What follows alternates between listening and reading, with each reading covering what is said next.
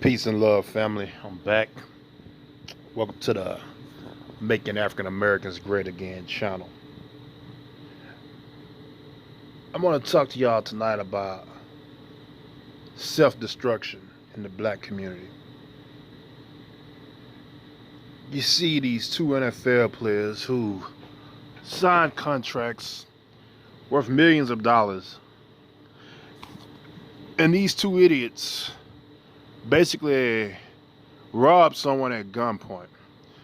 First off, if you know anything about robbery, if you use a gun to commit a robbery, it turns it from just robbery to aggravated, which means they could get a minimum of about 20 years, just depending on what direction the judge want to go in. But anyway, these two NFL players, DeAndre Baker and Quentin Dunbar, both of these idiots are basically going to piss the career down the drain behind being ghetto, stupid, and ignorant. Now, a few years ago, Dave Chappelle did a skit on his show called When Keeping It Real Goes Wrong. The thing about us and keeping it real is we gotta shake that shit. If you blessed to get out the hood, if you blessed to have something in life, it's nothing wrong with you moving out of the hood and into the suburbs. It's nothing wrong with you moving to a better area and hanging around people that want to have a positive future. There's nothing wrong with that. You don't have to go back to where you grew up around the same people who probably didn't want to see you make it out of that situation in the first place. But all too often we do.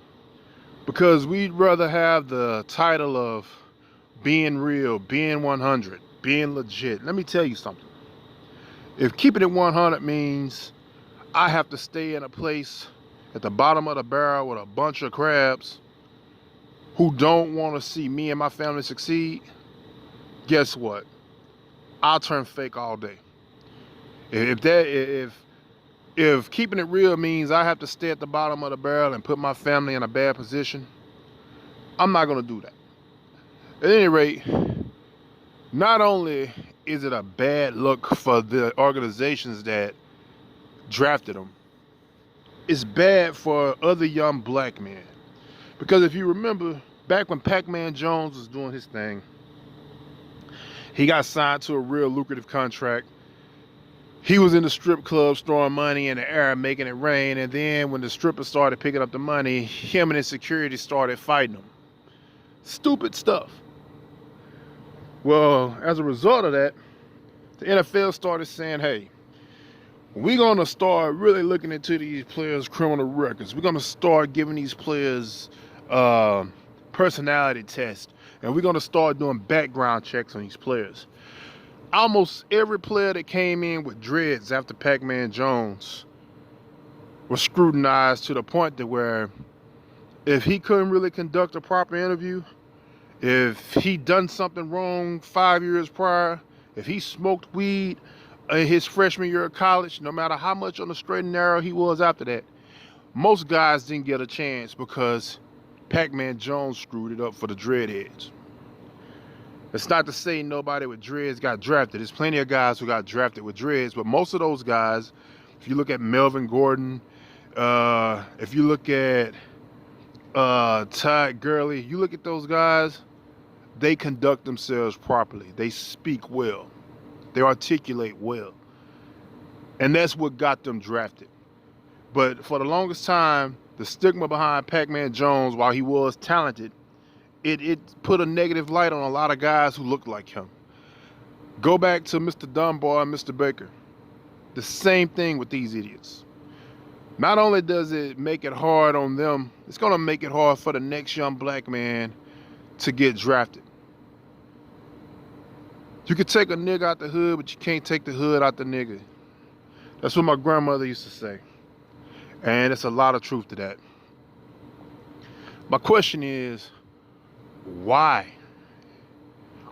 Why are our young men so self-destructive? I mean, these brothers, if they had the right person in their corner, would realize that they could use a life coach to help them make better decisions, y'all. And I'm telling you, it's nothing wrong with hiring somebody to help you get your life right. A lot of people just don't get it. Some people are bad at life. You know, these guys need a life coach. They need somebody that can help them stay in line.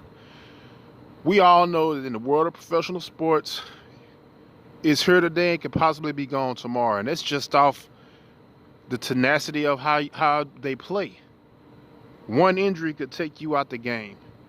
These guys probably won't get a chance to get injured. They're going to be cut and released. I guarantee you. And now, that contract they signed, those millions of dollars they signed for, that's it. They don't have that. They're not going to have that. Something that could potentially change the community, change their lives. They pissed it all down the drain by being ignorant and hood. And I know people are going to say, oh, well, you didn't read the full story. Somebody finessed them and they got mad. They shouldn't have been in a position to where they can be finessed in the first place. You don't go to the hood where all your old buddies and your old enemies who didn't want to see you make it to the NFL in the first place, they probably plotted on them and swindled them out of some money and some cash, and then they decided the best way to get it back because they lost it in dirty fashion was to pull out guns and rob the guys. They looking at some serious time. I think one of them got a $200,000 fine. At any rate, I just want to point out how this is just one more thing in our communities that keep us behind. Until the next time, peace and love, family. I'm out.